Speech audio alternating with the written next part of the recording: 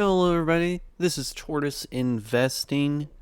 Welcome to my YouTube channel. Today we're going to be taking a look at my portfolio real quick and dive into 3 dividend stocks that you can buy and hold forever. I do these quite often, a couple times a week, because the markets are always fluctuating. And if I find something I think is on a pretty good deal or looks like it might be great for, long-term hold, I do a little video on it. None of this is financial advice. Always do your own research before buying anything. Stick with me here. Let's get to it. Like and subscribe for more. Let's go. Now, the portfolio. This is how we're looking right now. I know the red. There's been a lot of red in the market lately. I'm down on a lot of my positions, as you will see here in a second, but I am just sticking with my gut. The recent move that I did make, sold out of United Healthcare around 540 area. I did buy into McDonald's and Pepsi. These got too cheap. I could not. This year we are up 14.92%. The SP 500 is up 10.46%. So, yeah, still beating the SP 500, which makes me happy. Take a look at the holdings tab real quick. I'll keep this up here just for a moment. But yeah, this is how everything is looking. I'll do it by value. So, yep, this is how everything's looking. Hershey and Extra Space Storage are the ones that we're down the most in. Extra Space Storage is nearing in on 20%. But you know what? Iron Hands, I'm still going to hold. I like the company. They got a pretty high occupancy rate, around 93, 94%.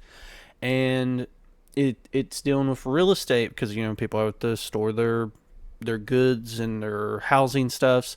So I think once interest rates are fixed and that whole thing is done, Extra Space Storage has a very bright several years ahead of it.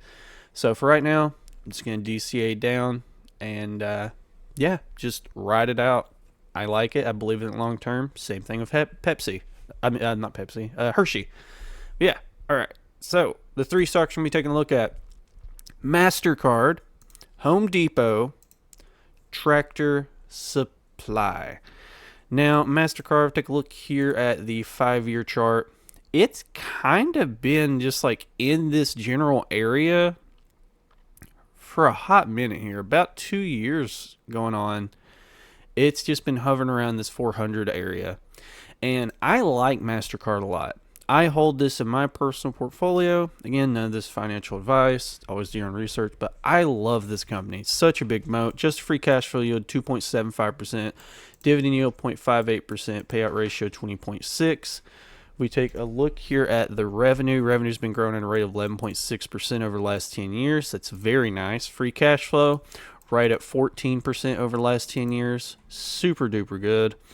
The EPS, 16.65% growth over the last 10 years. That's crazy. Debt, they have $13.75 billion in debt. Their EBITDA is $13.39 billion. When it comes to companies, I don't like companies that have 3 times their EBITDA or more in debt. And this definitely does not have that. They have more EBITDA, so their debt is not an issue whatsoever. And they got a bunch of cash on hand. The dividend and shares outstanding is where this will shine, and the return on capital. 25.25% dividend growth over the last 10 years. That is crazy. Still, the last one's 16%. That is just amazing. This is a pretty big set of stairs you got here, and this is called compounding. Compounding. Love it. Love companies that do that. The yield doesn't have to be high if you're throwing me 16 to 20% dividend hikes, every year. And they're doing share buybacks over the last 10 years at a rate of 2.56%. Look at that. They are obliterating a share count. 1.36 billion in 2007, down to 971 million. So yeah, they are just chopping at it. Which is what you want your company to do, so you can get a bigger and bigger piece of the pie. The return on capital employed is just beautiful. It's hovering around the 50s area. 2020 happened, it went down to 37. Well, no, 37 when average is like 9 or 10 for companies. And then 41, and then 2022 is right back at 50. So yeah, MasterCard, great stock. Love it. Next up, Home Depot. This is one I've had my eye on because it keeps on dipping. Take a look here at its recent high. Well, it's not so recent, but its last high in, if I can get this, there we go. December 31st, 2021, it was at 415. So that is down 31% off of its high back then. Now, this is again being impacted similar to extra space storage with, real estate. People are not able to buy homes and do upgrades and stuff with their houses because interest rates are so high.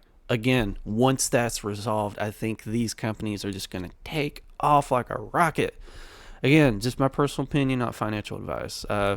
Just free cash flow yields 5.55%, dividend yield 2.88%, payout ratio 51%. Take a look at the revenue over the last 5 years. Boom, boom, boom, right up. I like it. I like it a lot. Been growing at a rate of 9%.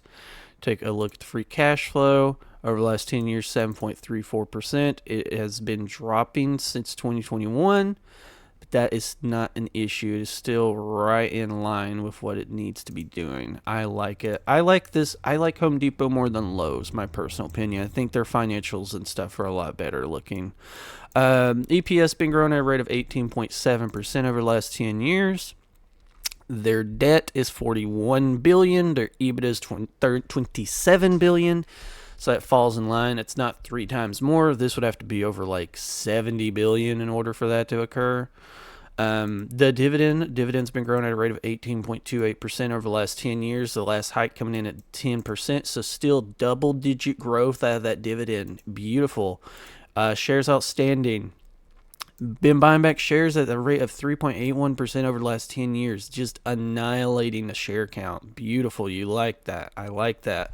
I want them to be buying back even more shares right now on these dips, which I'm fairly certain that they are. Let's take a look at the quarterly real quick.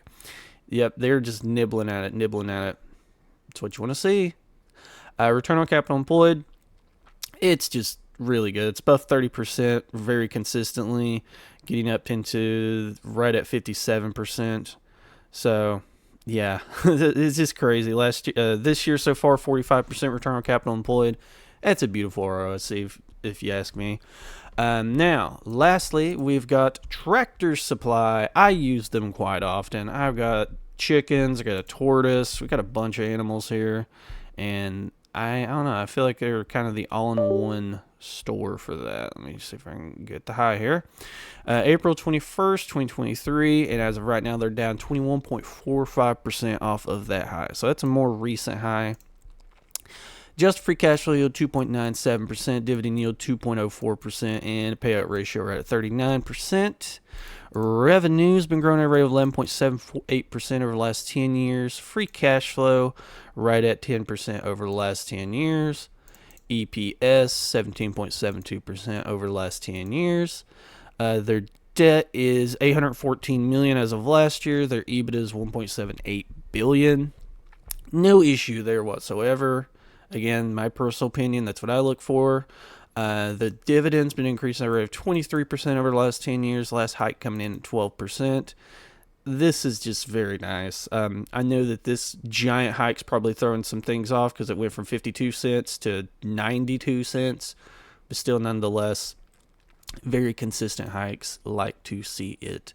Shares outstanding, very similar story with the rest of them. Over the last 10 years, 2.57%. Over the last year, 3%. They're just annihilating this. It is just dropping. Again, I like to see that. You always want them buying back shares, get a bigger and bigger piece of that pie.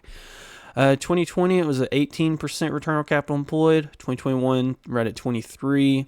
2022, 23.47. So growing, and again, 9 to 10% is usually the average with this, and theirs is pretty high. You could chop it in half, it'd still be good to go. But yeah, 3 dividend companies that you can buy and hold forever, and a quick sneak peek at my portfolio.